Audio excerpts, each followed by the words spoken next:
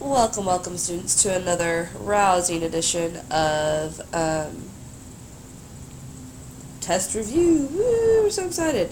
If you're wondering what this is on my hand, I affectionately like to wear my ponytail holders like this, and I know it looks a little weird, but, I'm figuring it's a trend I'm starting. So if you would like to partake in the Miss Puckett trend of using your hairbands like this, please feel free to make me feel a lot cooler than I actually am. Alright. First off, we're talking geography. And as we're talking about geography, we're really just going to hit on the geography of the United States that we're really going to be covering this 6 weeks. So I'm going to draw a really lame version of the United States.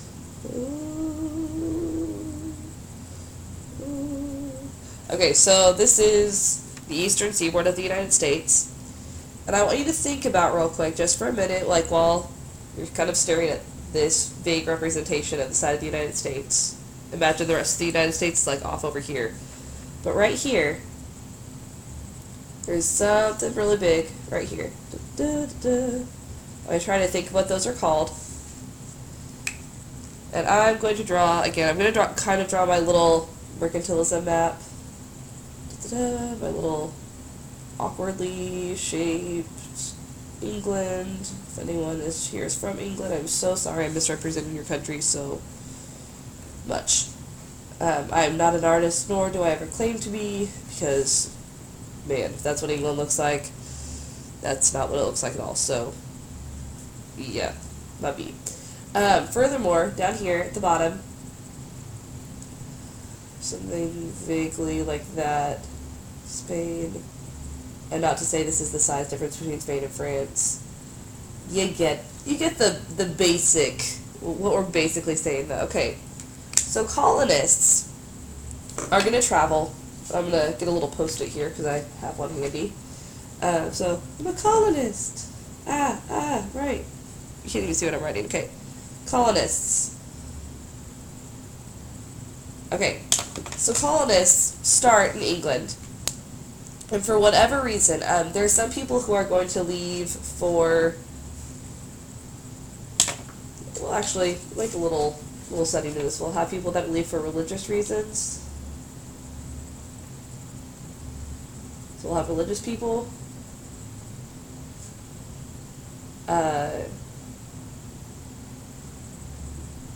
People seeking new worlds. So they want land. People seeking new worlds, and when I say people, I mean rulers. The king sent them. So it's people seeking new worlds sent by the king. I'm sorry guys, if that was really confusing. My beat. So we have religious people who don't like what's going on in England, so they leave. And then we have people that are seeking new worlds because they want to expand the amount of land that their country has. So they start off in England, and they go on over, and they land in the Americas. Okay, so they land in the Americas, and they end up settling all along this eastern seaboard here. They settle all along this eastern seaboard.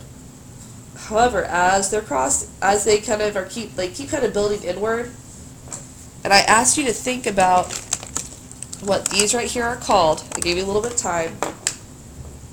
And if you got it, you would remember that these are the Appalachian Mountains. I'm going to just write App Mountains. They were a natural geographic barrier. So I'm going to write that down here at the bottom. Natural geographic barrier.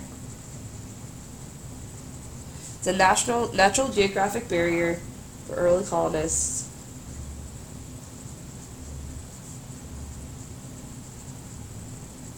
Is the Appalachian Mountains. Okay, so we have that. Now, one of the reasons that my lovely little colonists, and I'll set their little note up here, One of the reasons that they're going to settle along the coast, I want you to think for a minute, why would it be important for them to settle along the coast? Why would that be an important thing for them? Okay, think about that for a minute. Why would it be important for them to settle along the coast, or even along, let me find a new color, or even along rivers?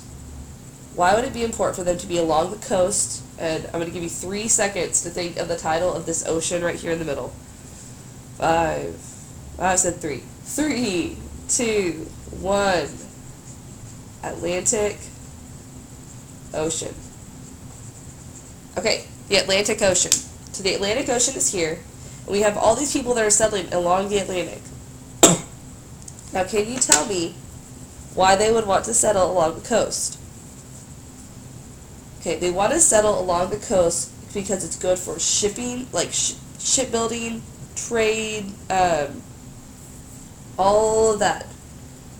Shipping and trade, good farmland. So they want to settle along coast for the following reasons. Shipbuilding. Can I fit it? No. Okay. Trade. Fishing. What else did I say? Basically, all settling along good farmland. And y'all, that is mainly along rivers. Along rivers. And I don't know if you can see this. I'm going to move it in just a minute. Oh, yeah. What am I doing? What is this even looking like? Okay. So there's that. Next, we do a lot of trade with the New World. There's a very special word for what this trading is called. I want you to think for a minute and see if you can remember. It's a real fancy word that we learned. The word is 5, 4, 3, 2, 1. Mercantilism. Okay, mercantilism. And mercantilism. And guys, there's a picture of our mercantilism map on my website, so check it out. The colonies send raw materials to England. So they send raw materials to England. Raw materials are like trees. Guys, this is my really bad version of trees. But you get the picture. England sends back, what do they send back? Think about it. 5, 4, 3, 2, 1. They send back chairs, tables, books, or paper products.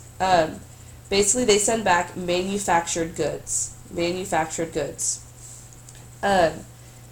Then, because of all of this shipping that they're doing, they're going to expect their merchant marines to grow. The merchant marines, y'all, is boats and ships and stuff of the like.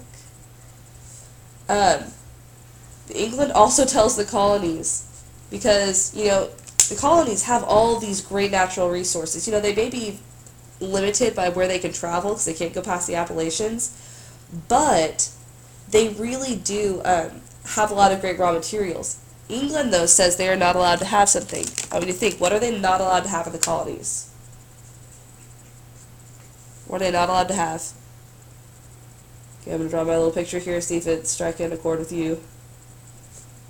You remember it yet? Anything? Anything? Okay, they're not allowed to have factories. So I'm going to draw a little X. Beep. Okay, so they're not allowed to have factories. And finally, England tells them, you are also not allowed to trade with our rivals. Because if they trade with England's rivals, England is afraid that the colonies will have too much power. England's goal is to be self-sufficient. Self-sufficient. Okay, so I just wrote a lot on this page. Please make sure that you are following along and writing what I write as I make these videos. We will be coming back for our next installment about Jamestown. So I hope you enjoyed this little bout of awesomeness. Yay! Okay.